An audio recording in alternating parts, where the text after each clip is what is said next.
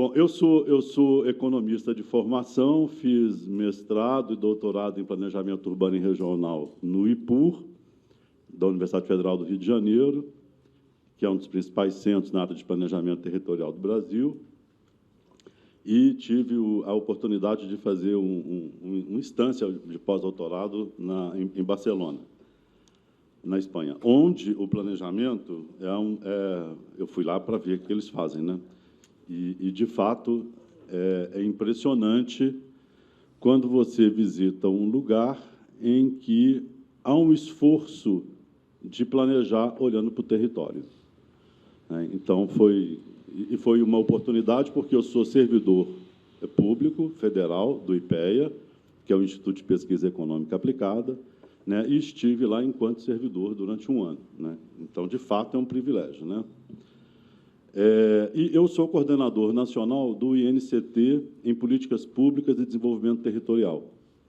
O INCT não é uma pessoa jurídica, ele é um reconhecimento do CNPq de um grupo de pesquisa.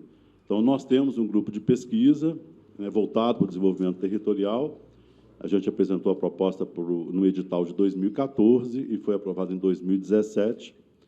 O CNPq levou 2 anos e meio para analisar as propostas que chegaram do Brasil inteiro. E o nosso grupo, a especialidade nossa é desenvolvimento territorial. E quando eu voltei do pós-doc, no começo de 2019, nós procuramos a AMIG. Na verdade, nós fomos procurados pela AMIG. Aquele senhor que está ali balançando a cabeça me procurou e disse: olha, nós vamos fazer um trabalho com os municípios mineradores, porque o tema é o tema de hoje, né? Assim, não é à toa que é um tema vibrante, digamos assim, né? Que é um tema de conflito, né? De um lado, o plano diretor, do outro lado, a atividade econômica da mineração. Então, existe uma tensão. E, em função dessa tensão, não pensando especificamente em plano diretor, mas pensando num processo de diversificação econômica, de transição econômica em municípios mineradores, né, a AMIG nos procurou e a gente começou a desenvolver um trabalho. No meio do caminho, aconteceu a tragédia de Brumadinho, e aí nós falamos para o Juninho: olha, não tem como a gente fazer proposta para município nenhum, sendo que Brumadinho acaba de passar por uma tragédia desse tamanho. Então, a gente tem que fazer uma proposta para o município de Brumadinho. Enfim, aí a gente, de fato, começou uma parceria que hoje a gente está em alguns municípios fazendo trabalhos mais ou menos convergentes com essa ideia de planejamento do território, pensando a médio e longo prazo, né? Bom, então é isso, né? O input, né, que é esse INCT em Políticas Públicas de Desenvolvimento Territorial, não é uma pessoa jurídica, é um grupo de pesquisa. E aí tem pessoas, eu do IPEA, tem gente da Universidade Federal de Minas Gerais, tem gente da Federal de Pernambuco, tem gente da Escola de Saúde Pública de São Paulo. Enfim, é um grupo interdisciplinar de várias instituições do Brasil. Bom, hoje, o convite, né, a apresentação não está longa, são só 115 slides, mas eu vou passar bem devagar, para todo mundo. Mentira, não dá, é uma dúzia, mais ou menos. Mas uma dúzia real, porque a gente, hoje em dia, vai no supermercado, tem uma dúzia de ovos, você abre, são 10, né? Não é uma dúzia mesmo.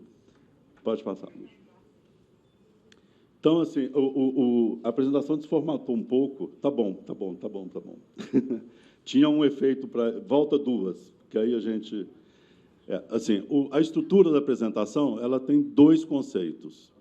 Assim, o input é uma instituição de pesquisa, né? Um instituto de pesquisa ligado ao CNPq, então eu sou acadêmico. Assim, a gente faz trabalho de assessoria, mas assim, a minha raiz é acadêmica, então eu estou sempre pensando nos conceitos, né? E aí, para pensar nessa fala aqui hoje, eu pensei em 2 conceitos para estruturar a fala.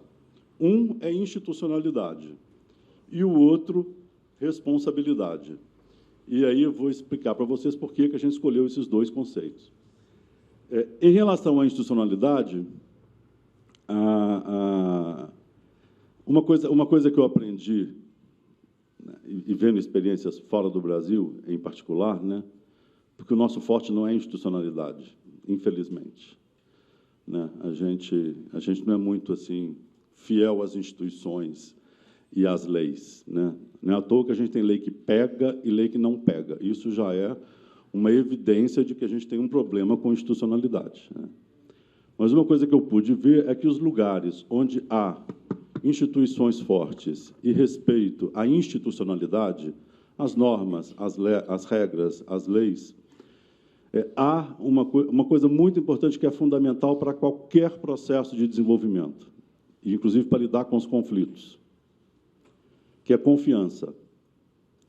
É fundamental que os agentes econômicos e os atores sociais e políticos tenham confiança uns nos outros. Confiança não significa pensar igual, não significa não ter posições contrárias, né, radicalmente opostas. Não significa isso. Não é forjar um consenso, não é impor consenso, não é pensamento único. É saber que as diversas posições de agentes econômicos, atores sociais e políticos são legítimas e ninguém esconde o jogo. Você coloca na mesa quais são seus interesses, quais são seus planos, quais são seus projetos e submete isso ao crivo social, público. Né? A gente tem processos de participação no Brasil, tanto no processo de licenciamento ambiental quanto no planejamento urbano, com o próprio instrumento do plano diretor, né, que a gente vai falar um pouco sobre ele. E esses processos de participação, eles são formais. Existe uma formalidade na participação. Agora, de fato, as pessoas estão participando, elas sabem, porque eu já fui em várias audiências públicas, algumas muito cheias, e você chega, as pessoas estão lá, estão presentes, né, fisicamente o corpo está ali, né, de corpo presente, mas as pessoas estão preparadas para poder fazer aquele tipo de debate? Elas sabem o que elas estão fazendo ali? Né? Existem metodologias e mecanismos para permitir que, de fato, haja um processo de participação efetivo? Não, não tem. Né? As entidades, inclusive... eu tive uma experiência muito curiosa num processo que a gente estava... tinha uma conferência da cidade e depois teve a conferência estadual da cidade. Eu acho que foi aqui em Belo Horizonte. Foi uma coisa de nível estadual. E aí, no processo preparatório, as entidades da zona rural queriam participar da discussão do urbano. Nada mais correto. O plano diretor, inclusive, é municipal. Aí, algumas associações e entidades de defesa da habitação, que estão corretíssimas em fazer esse trabalho, se opuseram à participação do movimento rural na discussão da conferência da cidade. Ah, não, o negócio de vocês é a luta pela terra, não é do urbano.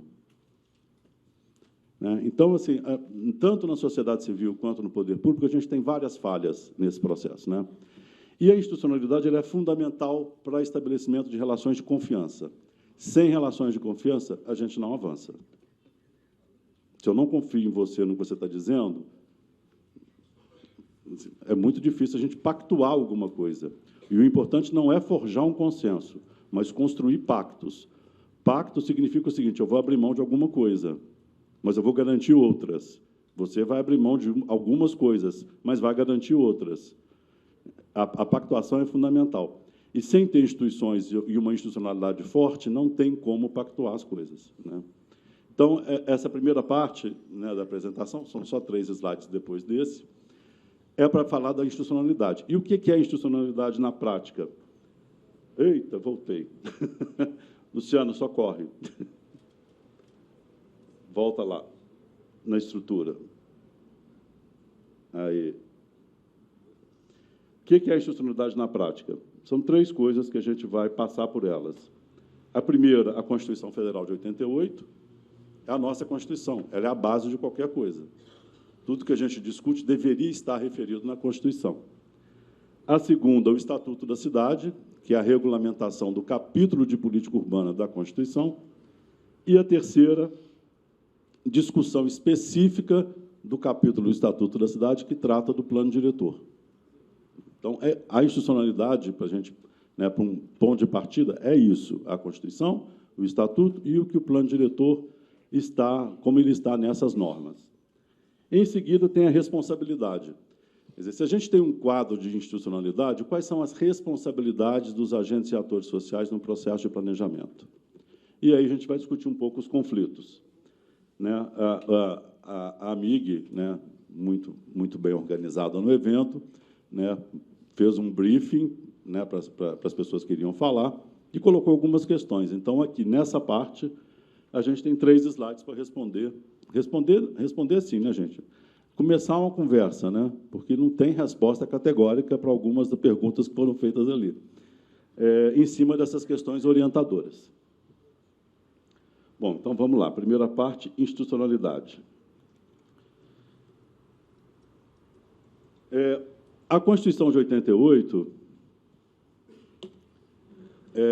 o Brasil é um país federativo, como você sabe, né? E é um dos poucos países federativos no mundo, se não o único. Na verdade, é o único em que o município é reconhecido como um ente da federação. É um arranjo um pouco estranho, porque os municípios não estão devidamente representados no Senado, por exemplo, né? Assim, não tem uma representação da esfera municipal no arranjo federal, mas o município é reconhecido como um ente da federação. E, em algumas passagens, né, é reconhecida a autonomia do município. Esse esforço dos legisladores lá de 88 é um esforço de reconhecer o Brasil como um país diverso, formado por um número expressivo de municípios. Não é tão grande. Depois a gente pode até discutir um pouco sobre isso. A França tem mais ou menos o tamanho de Minas Gerais e tem 40 mil governos locais. Então, assim, 5.570 municípios num país do tamanho do Brasil não é um exagero, né? Mas, enfim, tem aí uma série de gradações, de níveis intermediários fora do Brasil que são importantes, né? No Brasil, a gente tem só um município, né? Os distritos é uma divisão do município, estabelecida pela lei orgânica do município. Não necessariamente eles não têm representação política, né, estabelecida legalmente. Então, é o município. E nesse arranjo tripartite, né, União, Estados e municípios, os papéis não ficaram lá muito claros. Assim, é um arranjo que deixou muita ponta solta, muito conflito para ser resolvido. Inicialmente, já vi muito jurista falando, né, que o federalismo do Brasil tem um modelo cooperativo. Eu não sei aonde. Você chega no espaço metropolitano, por exemplo, né, assim, você vê claramente que não existe isso. O município de Salvador, né, eu não sei se vocês conhecem Salvador, né, mas assim, alguém tem dúvida que Salvador é uma região metropolitana? Não vou falar em região, porque região é uma coisa que é instituída pelo poder público do Estado, que é o que a Constituição estabeleceu, né? Mas uma área metropolitana, que tem uma dinâmica metropolitana. Alguém tem uma dúvida disso? No entanto, a Prefeitura de Salvador questionou o governo do Estado, dizendo que não queria fazer parte da região metropolitana. Dizendo só no Brasil. Isso não existe. Né? Então, enfim, o nosso federalismo não é cooperativo, é um federalismo que, na verdade, ele estimulou a concorrência entre os entes. E você vê isso, por exemplo, em guerra fiscal, né, que levou-se um tempo para poder chegar a um arranjo.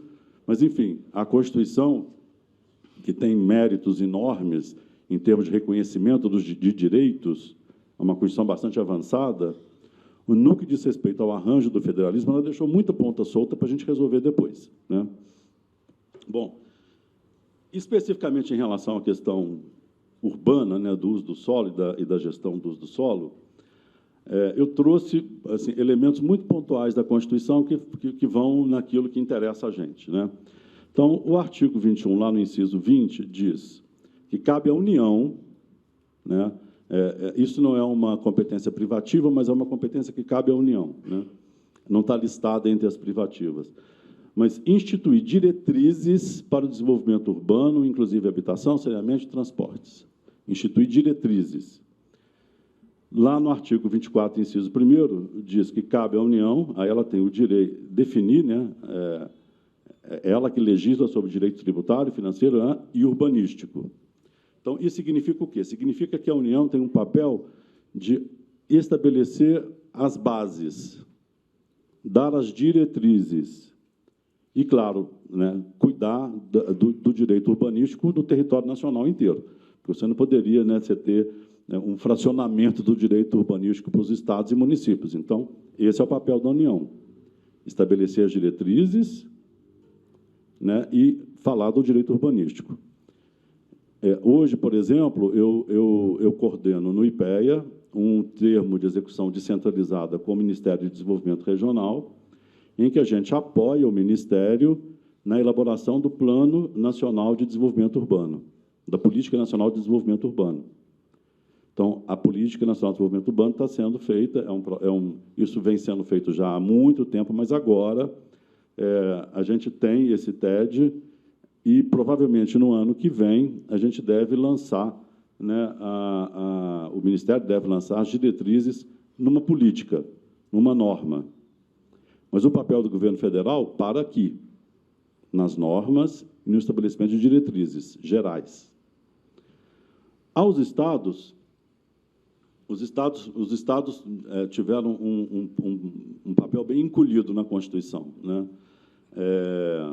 Os estados, eles concorrentemente com a União, eles também podem legislar sobre direito urbanístico, de forma complementar ao que estabelece a Constituição. Obviamente, o Estado não pode ir na direção oposta, né? Então, a partir daquilo que a Constituição traz, o Estado pode estabelecer algumas normas adicionais.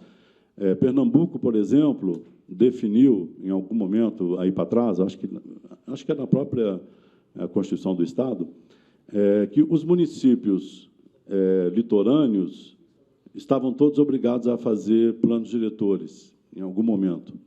Ou que o processo de parcelamento tem uma agência, a Condep-Fidem, lá do governo de Pernambuco, que é muito boa, muito qualificada, né? Então, que os parcelamentos de solo, independente de ser em região metropolitana ou não, deveriam ter a anuência do governo estadual. Isso é uma definição complementar àquilo que a Constituição estabeleceu. E os municípios, nesse arranjo? O que cabe ao município? O artigo 30, né, que trata das competências municipais, ele diz: cabe ao município promover o adequado ordenamento territorial, né, de que forma? Com planejamento e controle do uso, do parcelamento e da ocupação do solo urbano. Então, a lupa é do município. É o município, e não podia ser diferente num país desse tamanho, imagina. Se a União vai estabelecer normas de uso e ocupação do solo para os municípios? Não. Mas esse conhecimento é um conhecimento do território, do município. Então, através do planejamento e da gestão do uso e da ocupação do solo e do parcelamento do solo, o município define a forma como o solo vai ser gerido, né? A gestão do território cabe ao município. Isso está lá no artigo 30. E no famoso artigo 182, que é no capítulo da política urbana,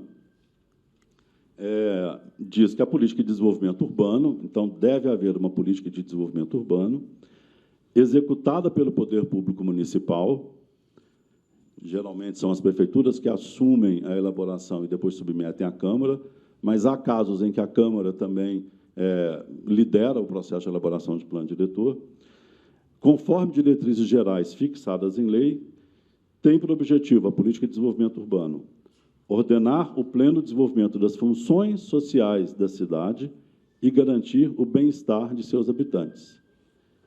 Então, isso é o que a Constituição diz lá no artigo 182, e é o município que faz isso. Então, esta é uma competência do município. Lu. Bom, 13 anos depois da Constituição, esse artigo 182 ele foi regulamentado por uma outra lei, o Estatuto da Cidade, a 10.257, de 10 de julho de 2001. O Estatuto da Cidade, ele aprofundou e foi um esforço de regulamentar elementos que estavam lá naquele artigozinho do plano diretor, né, da política urbana. Algumas coisas do Estatuto da Cidade não entrou, não detalhou. Por exemplo, a situação das regiões metropolitanas, ela passou batida pelo Estatuto da Cidade, mas o Estatuto da Cidade traz coisas muito importantes. Eu trouxe aqui apenas algumas delas. Tem 19 diretrizes lá, né, no Estatuto da Cidade, diretrizes gerais sobre o que é o desenvolvimento sustentável das cidades. E aí, selecionei 3, porque tem a ver com a nossa conversa, né? Uma, a garantia do direito a cidades sustentáveis, entendido como direito à terra urbana, moradia, saneamento, infraestrutura, transporte, etc. e tal, para gerações presentes e futuras. Quer dizer, uma perspectiva de longa duração, de sustentabilidade. Isso está no inciso 1º. No inciso 4, planejamento e desenvolvimento das cidades, da distribuição espacial da população e das atividades econômicas do município e do território sob sua área de influência, de modo a evitar e corrigir distorções do crescimento urbano e efeitos negativos sobre o meio ambiente. Então, esse está lá uma diretriz do desenvolvimento urbano que o município deve observar. Grandes responsabilidades, né? Inciso 4. E no inciso 12, né, a proteção, preservação e recuperação do meio ambiente natural e construído, do patrimônio cultural, histórico, artístico, paisagístico e arqueológico. Na Constituição tem artigos específicos tratando disso, mas aqui é importante dizer que o Estatuto da Cidade trouxe para o município um papel na tutela desses direitos e desse patrimônio natural e cultural. E, por fim, o Estatuto da Cidade define os instrumentos da política urbana e da gestão democrática da cidade. É claro que quem elaborou a norma, né, pensou em gestão democrática como uma coisa, né? A gente faz um pouco fantasia das coisas, né? A gente tem uma certa fantasia em relação a várias coisas. A participação é uma delas. Não estou dizendo que não deva haver participação. Eu estou dizendo que a gente tem uma fantasia do que é participação e a gente acha que resolve isso com alguns mecanismos formais. Fazer uma audiência pública. Isso não resolve o problema da participação. O buraco é um pouco mais embaixo. Mas aqui no Estatuto da Cidade fala da gestão democrática da cidade. Quer dizer, cabe ao poder público municipal, que está lá na Constituição, conduzir o processo do seu planejamento e fazer, a gente vai ver na sequência, o plano diretor, elaboração do plano diretor. É uma atribuição do poder público. Mas ele não está sozinho, porque a gestão ela é compartilhada. De alguma forma, os agentes econômicos, os atores sociais e políticos têm que ser chamados para essa conversa. E aí, finalmente, lá acho que é o capítulo 4 do Estatuto, ele é inteiramente dedicado à questão do plano diretor. Também trouxe poucas coisas para falar sobre isso. Ele é, basicamente, o principal instrumento da política urbana, já estava previsto na Constituição Federal, e isso foi reforçado no Estatuto da Cidade. Ele engloba todo o território do município. Então, eu estou dizendo o seguinte, que a política urbana e o principal instrumento da política urbana não se limita à área urbana, é o território do município como um todo. Né? E isso faz sentido, porque o prefeito é prefeito do município, e não prefeito das áreas urbanas do município. Né? E ele deve ser elaborado em conformidade com uma série de normas, né? São as resoluções estabelecidas pelo Conselho Nacional da Cidade, né? E tem algumas resoluções importantes, a 25 e a 34, né? Que dão as pistas de como deve ser o processo de elaboração do plano diretor, e, inclusive, do ponto de vista da participação social. Né? Enfim, então, essa é a primeira parte, que é a parte, digamos assim, da institucionalidade. Vamos agora ver a responsabilidade. E aí eu trouxe aí algumas questões que estavam no briefing, né, para poder tentar responder. Né? O plano diretor pode ser um instrumento de indução, incentivo e ou limitação da instalação de empreendimento minerário em um município? Sim. Ele pode ser tudo isso. Ele tem um papel dentro do ordenamento jurídico brasileiro, o município tem um papel importante e o plano diretor é o instrumento do planejamento do território. Então, isso é uma grande responsabilidade. Né? Tem um processo de decisão sobre o que fazer com o território e com os recursos do território que cabe ao município, né, assumir o seu papel, a sua responsabilidade e dizer o que quer, o que não quer, como quer, né, quais são as compensações. Né? Infelizmente, muitas vezes as compensações ficam limitadas à questão tributária, né? E no Brasil isso ainda, né, teve um avanço, né? Assim, a gente tem que reconhecer a luta que os municípios, né, uma luta vencida, né, pelos municípios com o aumento da alíquota da CEFEM, mas internacionalmente, quando a gente compara as estruturas, né, a gente ainda tem um espaço aí para avançar, né? Mas vamos falar disso depois. Então, e o município, portanto, né, seguindo o plano diretor, né, que está o plano diretor submetido à lei orgânica, né, ele diz como seu território será usado, através do zoneamento, né, e sob quais condições os empreendimentos irão se instalar. Quando o Juninho fala de um projeto que retira do processo de licenciamento a anuência do município, claramente isso vai contra toda a construção da institucionalidade, né, do papel do município no país. O município tem um papel. Se eu digo que eu não preciso ouvir o município sobre isso, eu estou, no mínimo, rasgando a Constituição e as leis que formam o ordenamento jurídico do país. E, é claro, ele pode induzir, portanto, né, limitar a instalação de qualquer empreendimento, observada a vontade expressa da sociedade local, né, poder público, setor privado, os empreendedores e a sociedade civil. Ele pode fazer tudo isso. Agora, é claro, isso é uma responsabilidade, e tudo tem consequência. Você ser permissivo com a atividade econômica, né, forçar, né, uma atividade econômica que se estabelecer sem contrapartidas, sem a observação daquilo que está, por exemplo, no EIA-RIMA, que muitas vezes não há uma gestão sobre aquilo que foi prometido no EIA-RIMA e aquilo que está sendo executado pelo empreendedor, né? Então, isso é uma grande responsabilidade. O município pode ser omisso, pode. Agora, ele vai pagar por isso, porque a atividade de exploração, a atividade econômica em geral, ela traz alguma riqueza, ela não traz desenvolvimento necessariamente, não. Ela pode trazer riqueza, ela pode trazer aumento de emprego, eventualmente. Muitas vezes os empregos podem nem ser do próprio município, pode ser emprego para gente de fora que vai para o município. Vai trazer aumento de arrecadação, sim.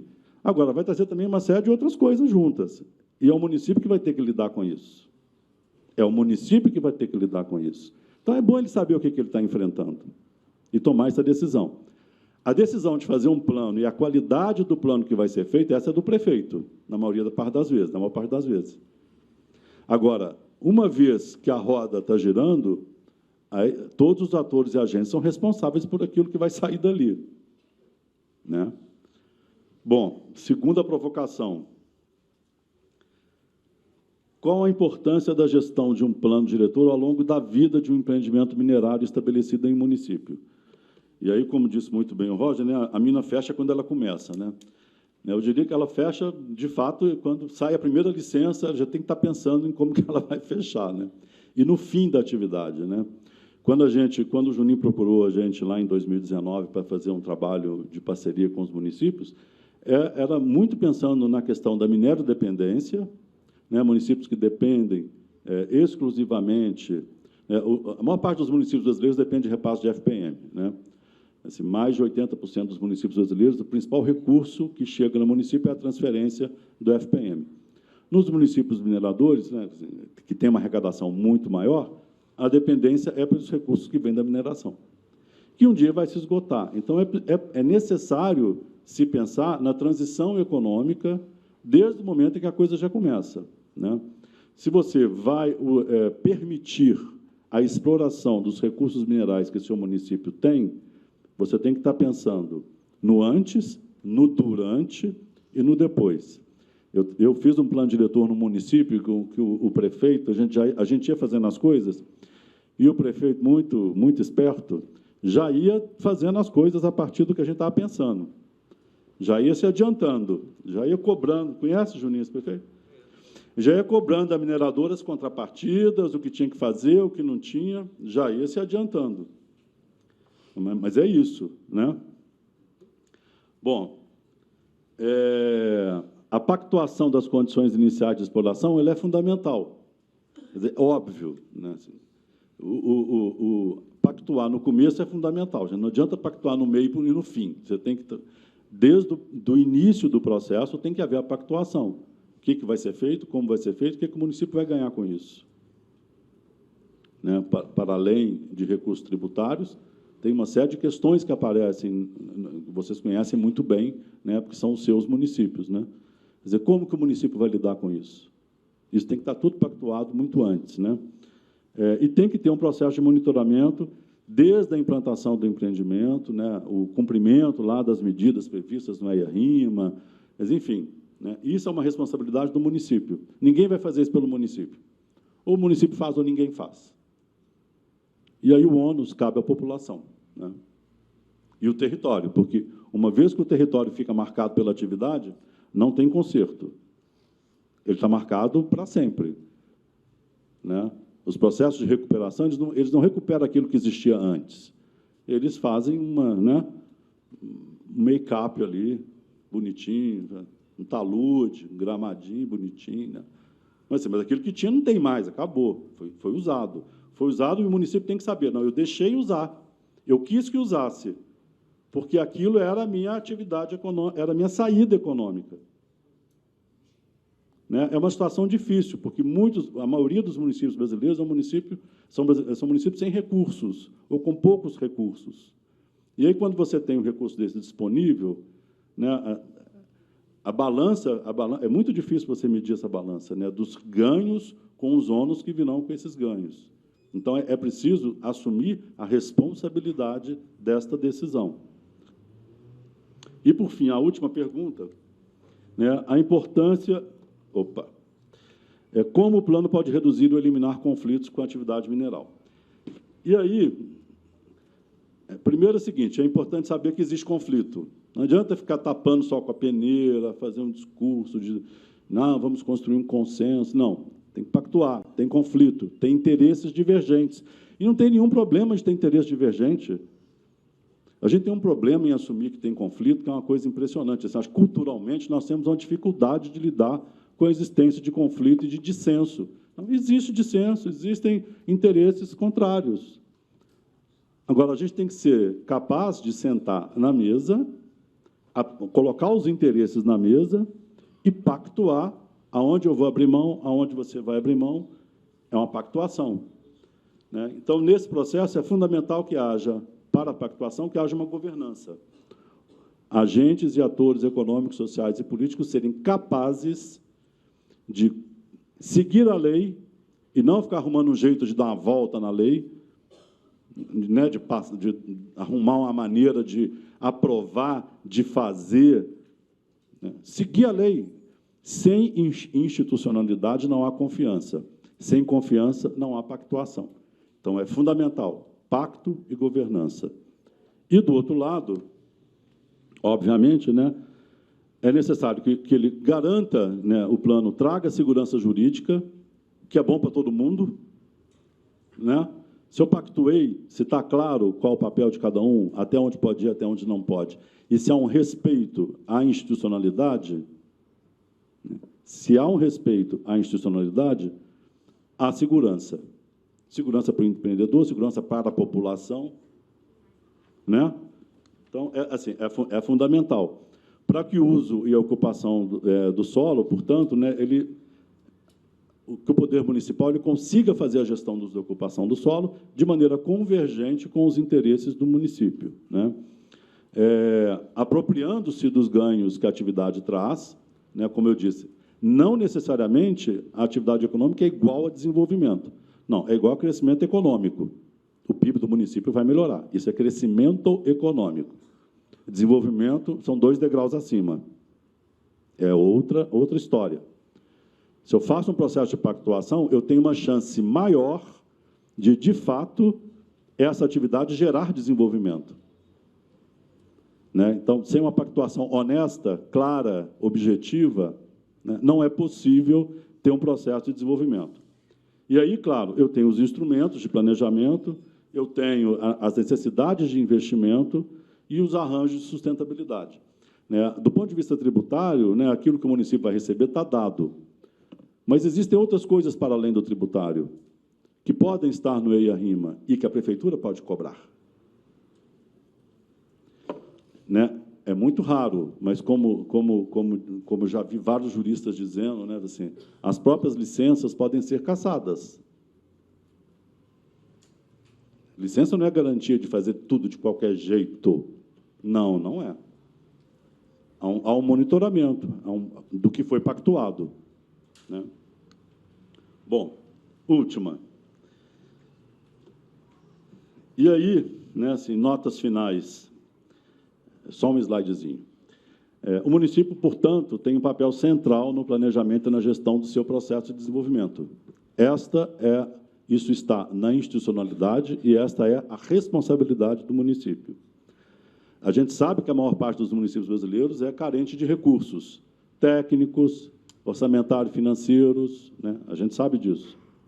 Falta uma capacidade para lidar com isso, né? E aí você não vislumbra o futuro. Mas é fundamental que os gestores, né, nesse sentido, eles devem assumir seu papel protagonista na condução do processo de planejamento municipal, né, visando construir esse pacto. Né, um pacto que pode incluir a anuência para a exploração de riquezas minerais no território municipal, claro, onde a atividade converge para o cumprimento da função social da propriedade e da cidade, que é o que está nas leis. O município zela pelo cumprimento da função social da propriedade e da cidade. Essa é a responsabilidade do município, este é o papel do município. Eu pactuo isso no plano diretor, previsto no ordenamento legal brasileiro. O município não quer atividade? Ótimo. Agora, é um problema para o prefeito, claro. Se ele não vislumbra onde ele vai ter atividade econômica, onde ele vai ter possibilidade de crescimento de renda, para fazer investimentos públicos, para gerar emprego, para gerar renda. Ok, qual a alternativa que ele vai dar? É a responsabilidade do governante. Né? E a sociedade local, que muitas vezes tem um papel de enfrentamento em relação a essa atividade, também deve perceber que essa é uma responsabilidade dela. É muito fácil dizer que eu não quero. Qual que é a alternativa? Vocês vão assumir essa responsabilidade? Não, enfim. E o prefeito não pode tudo, né? Ele é responsável pela qualidade do processo de planejamento que está na prefeitura dele. Mas ele não é o único ator. Ele não é o único ator, né? Ele depende... a pactuação envolve todos os agentes e atores econômicos, sociais e políticos. Né? Agora, aquilo que cabe ao prefeito é cuidar do processo de gestão e planejamento. E a qualidade disso é responsabilidade dele. É isso. Obrigado, gente.